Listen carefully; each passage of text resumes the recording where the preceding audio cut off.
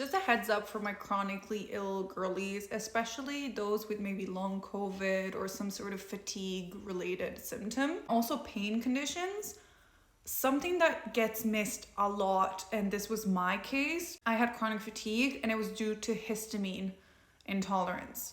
So histamine affects every single system. It affects breathing, it affects pain, your sleep and wake cycle, your ability to focus, digestive symptoms such as nausea, constipation, diarrhea, cramping, PMDD, really, really bad premenstrual syndrome can also be a sign of having high histamine, because whenever your estrogen is high, your ability to metabolize histamine is lower, and histamine can cause a bunch of awful symptoms, including depression, anxiety, trichotillomania, dermatillomania, and a bunch of others. So just a heads up, because it's one of those diagnoses that you don't get because it is a systemic issue.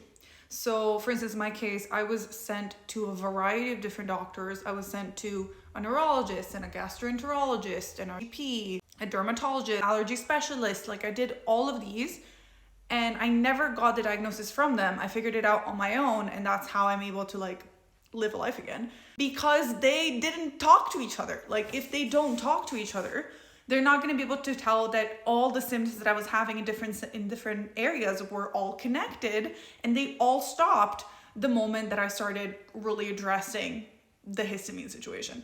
It is not one of those intolerances. First of all, I hate the term intolerance because it sounds like it just makes my like tummy is a bit funny when I eat something. It's like, no, bro, I was basically disabled. So no. Well, it's called enteral histaminosis, the actual term, the scientific term, but nobody knows it. Everybody calls it a histamine intolerance. Everybody is intolerant to a certain amount of histamine because when you're producing it, it's either a sign of inflammation or an allergic reaction. So everybody's intolerant to histamine. It's just there are some people that are either producing too much of it in response to allergens or food or like inflammation within their bodies, or they can't break it down. So once you figure out that you have a problem with histamine, the tips that I would give is, first of all, try a low histamine diet. That saved my life. It takes a lot of work. I'm not gonna lie. It takes a lot of work, but gave me my life back. If you need help, hit me up.